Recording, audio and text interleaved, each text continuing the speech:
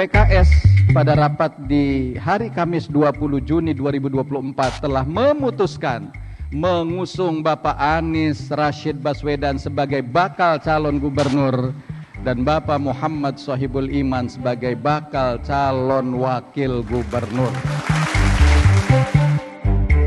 Melalui akun Instagram resminya pada Selasa 25 Juni 2024, Partai Keadilan Sejahtera memajang gambar Anies Baswedan bersanding dengan kadernya Sohibul Iman untuk diusung sebagai bakal calon gubernur dan calon wakil gubernur di Pilkada Jakarta 2024. Anies dikenal punya kedekatan historis dengan PKS, sedangkan Sohibul Iman adalah kader murni yang pernah menjadi Presiden Partai Keadilan Sejahtera periode 2015 hingga 2020. Nampak jelas bahwa sebagai pemenang pemilu legislatif 2024 di Jakarta, PKS ngotot mengusung kadernya sendiri.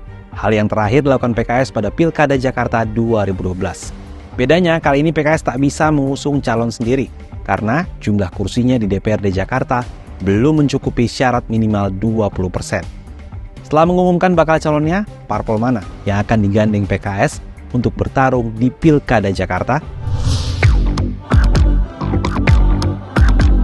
Setelah 20 tahun, PKS akhirnya berhasil menguasai kembali perolehan suara di wilayah Jakarta pada pemilu 2024.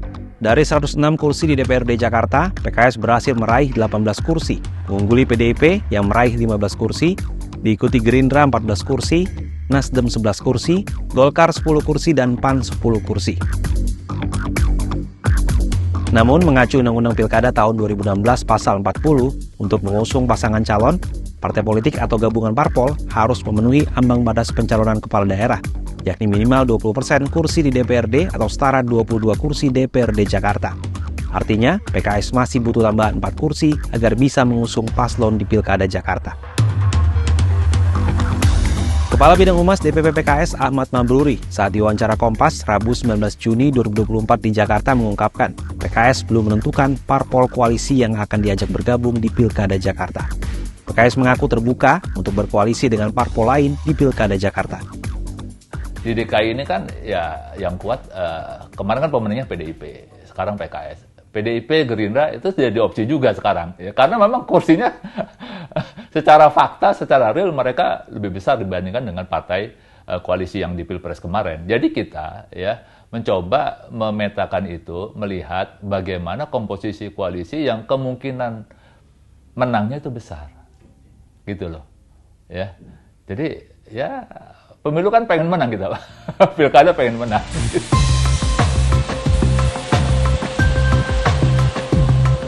Sejarah mencatat PKS pernah mengusung kader-kadernya untuk maju di Pilkada Jakarta, yakni di tahun 2007 dan 2012. Saat itu PKS bisa mengusung sendiri calonnya tanpa berkoalisi, karena raihan kursi hasil pemilu legislatif sebelumnya telah mencukupi ambang batas. Kader-kader PKS tersebut ialah Adang Darajatun dan Dhani Anwar yang diusung sebagai Cagup dan Cawagup di Pilkada Jakarta 2007. Saat itu keduanya bertarung melawan Fauzi Bowo dan Priyanto yang diusung oleh koalisi 20 parpol.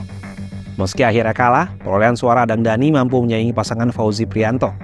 Adang Dhani memperoleh 1.535.555 suara atau 42,13%. Sedangkan Fauzi Priyanto meraih 2.109.511 suara atau 57,87%. Lalu di Pilkada 2012, PKS kembali mengusung kadernya sendiri, yakni Hidayat Nur Wahid yang berpasangan dengan Didik Rahbini. Pasangan ini harus menelan kekalahan dari pasangan Joko Widodo Basuki Cahayapurnama yang kala itu diusung PDIP dan Gerindra. Dengan rekam jejak tersebut, tak heran jika PKS akhirnya memutuskan mengusung kadernya sendiri di Pilkada Jakarta tahun ini. Apalagi mereka adalah partai pemenang di Pemilu Legislatif Jakarta 2024 lalu. Artinya, arahan Presiden bahwasanya kader harus maju itu menjadi patokan kita. Yang pertama, ya. Yang kedua, ya hasil survei tentu.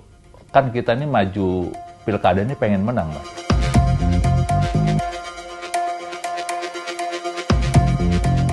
Peneliti politik Badan Riset dan Inovasi Nasional atau BRIN, Siti Zuhro menilai, jika melihat situasi politik tanah air pasca Pilpres 2024, PDIP menjadi salah satu parpol yang patut dipertimbangkan oleh PKS untuk berkoalisi di Pilkada Jakarta.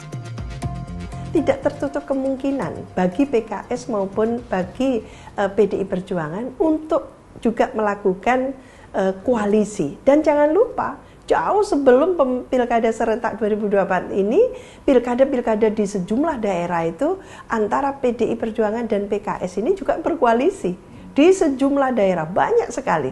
Baik daerah yang mungkin mayoritas muslim maupun non-muslim itu. Dan itu juga dimulai di Solo dulu kan gitu. Ini menunjukkan bahwa kemungkinan dua partai ini berkoalisi untuk di DKI Jakarta juga sangat tidak tertutup kemungkinan. Apalagi gitu ya, untuk PDI Perjuangan kelihatannya tidak banyak pilihan. Mau sendirian tidak bisa gitu kan, karena kurang kursinya di Jakarta, di KJ.